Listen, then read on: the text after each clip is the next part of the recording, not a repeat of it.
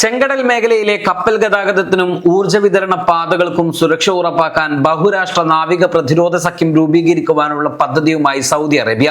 യമനിലെ ഇറാൻ അനുകൂല ഹൂത്തി സായുധ സംഘം നടത്തിയ ആക്രമണങ്ങൾ ലോകത്തിലെ പ്രധാന വ്യാപാര പാതകളിലൊന്നായ ചെങ്കടലിലെ കപ്പൽ ഗതാഗതത്തെ ബാധിച്ച സാഹചര്യത്തിലാണ് സൗദിയുടെ ഈ പുതിയ നീക്കം.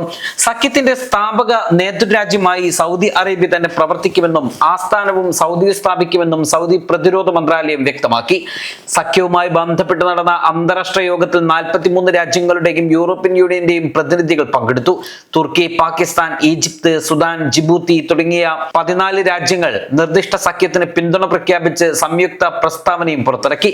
സമുദ്ര സുരക്ഷ ശക്തിപ്പെടുത്തുക, സ്വതന്ത്ര നാവിഗേഷൻ ഉറപ്പാക്കുക, അന്താരാഷ്ട്ര വ്യാപാര പാതകളും ഊർജ്ജ വിതരണ ശൃംഖലകളും സംരക്ഷിക്കുക, ബാബൽ മന്ദബ് കടലിടുക്കിലും ഏദൻ ഉൾക്കടലിലും പങ്കുവെക്കുന്ന സമുദ്ര താൽപര്യങ്ങൾ സംരക്ഷിക്കുക എന്നിവയാണ് സഖ്യത്തിന്റെ പ്രധാന ലക്ഷ്യങ്ങളെന്ന് സൗദി പ്രതിരോധ മന്ത്രാലയം വ്യക്തമാക്കി.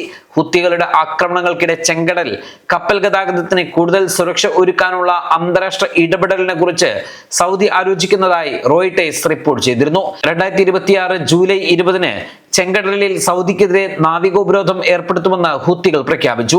തുടർന്ന് സൗദിയുമായി ബന്ധമുള്ള കപ്പലുകൾക്കെതിരെ നിരവധി ആക്രമണങ്ങൾ നടത്തിയതായി ഹൂത്തികളും അവകാശപ്പെട്ടു. ഇതിനു പിന്നാലെയാണ് വാണിജ്യ കപ്പൽ ഗതാഗതത്തിന് ഭീഷണിയാകുന്ന ഹൂത്തി സൈനിക കേന്ദ്രങ്ങൾ ലക്ഷ്യമിട്ട് യമനിലെ ഹുദൈദയിൽ വ്യോമാക്രമണം നടത്തിയതായി സൗദി അറിയിച്ചത്. ഇതോടെ ചെങ്കടലിലെ സംഘർഷം കൂടുതൽ രൂക്ഷമായി. ഇറാൻ യുദ്ധത്തിന്റെ പശ്ചാത്തലത്തിൽ ചെങ്കടലിൽ കപ്പലുകൾക്ക് നേരെയുള്ള ആക്രമണങ്ങൾ വർദ്ധിക്കുന്നത് ആഗോള വ്യാപാരത്തിനും ഊർജ്ജ വിപണിക്കും വലിയ ആശങ്കയാണ് സൃഷ്ടിക്കുന്നത്.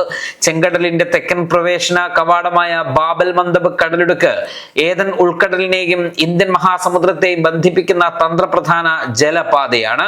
ആഗോള വ്യാപാരത്തിന്റെയും എണ്ണ ഉൾപ്പെടെയുള്ള ഊർജ്ജ കയറ്റുമതിയുടെയും പ്രധാന കടന്നുപോകൽ കേന്ദ്രമായതിനാൽ ഇവിടെ സുരക്ഷാ പ്രതിസന്ധി രൂക്ഷമായാൽ അന്താരാഷ്ട്ര വിതരണ ശൃംഖലകളെ അത് നേരിട്ട് ബാധിക്കും.